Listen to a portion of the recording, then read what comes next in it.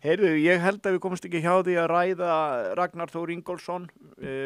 Hann hefur verið verkalýðsforingi og verkalýðsforingjar hafa mikil áhrif auðvitað á fyrirtæki. Þessi neyðarsjóður sem hann sett upp, þessi biðurlaun, þegar hann ekki að bíða eftir neinu, hann ekki að bíða eftir nýju starfi, heldur hann komin í nýtt starf sem þingmaður á góðum launum. Það verður að segjast eins og miðað við hvernig þessi ágæti maður hefur talað á undanförnum árum. Hann hefur staðið á torgum, hann hefur veifað spjöldum og mótmælaspjöldum, þá kemur manni þetta óvart og ég verð að fá að segja það að þetta ekki bara neyðarsjóður, þetta bara neyðarlegt þetta mál fyrir hann og það ekki að ástæðulausu að VR og stjórn þessi nánast klofið og á ekki til orð og segir opinberlega, við vissum ekki af þessu. Það kemur nú beint inn í náttúrulega vættalegt formannskjöri á VR. Já, en yfirleitt það þá þannig að ef þú ert formaður í VR, þá einhver kjörtímabil sem rennur út og þú þarft að ná í umboð þitt aftur. Þá kannski fellur því í kosningum og þá getur þú kannski átt í smá komin á götuna, allt í einu þú fellur í kosningunum og komin á götuna.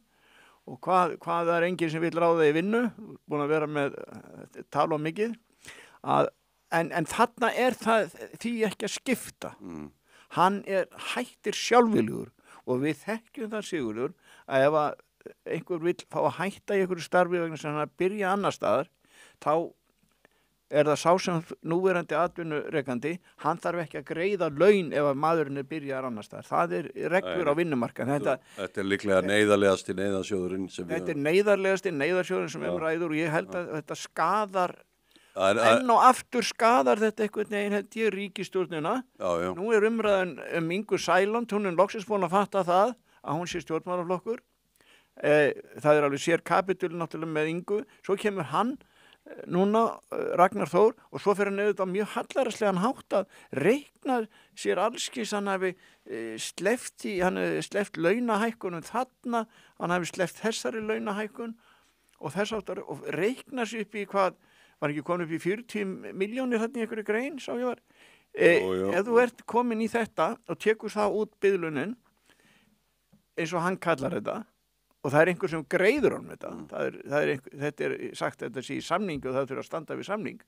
En þetta mjög hallærislegt mál fyrir hann og mun skada flokk fólksins sem nú held ég samkvæmt maskínukönnun eitthvað búin að minnka í og missa 4 þingmenn. Missa. Samkvæmt könnuninni. Já, sko, það sem já. Það þetta bara könnun. Já. Hvað segirðu þetta? Ertu ekki sammála þessu? Þetta neyðarlegt. Já, þetta hérna, ég held að sé, sko, kannski eins og fjölmiðlar hafa náttúrulega líka gert sér að svolítið að leika. Þeir geta, sko, notað orð Ragnar sjálfs. Hann búin að segja svo mikið gegnum tíðina svipuð og sambærileg tilfelli. Já.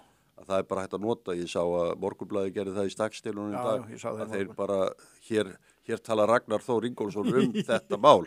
Reyndar fyrir allmörgum árum síðan. Já. Þannig að þetta erfitt og þetta hefur auðvitað áhrif á pólitíska, á ríkisstjórnina vegna þess að flokkur fólksins svolítið svona veikasti hlekkurinn í keðjunni og hann náttúrulega og á meðan hinir flokkarnir þeir halda sínu í þessari könnun sem þú varst að vitna til en flokkur fólksins að dala verulega og komin niður í 9% og mist 4 þingmenn. Ég held líka þess að orðfæri Ingu náttúrulega búið að skada hana, hún náttúrulega þannig að þetta hún bara svo dómur.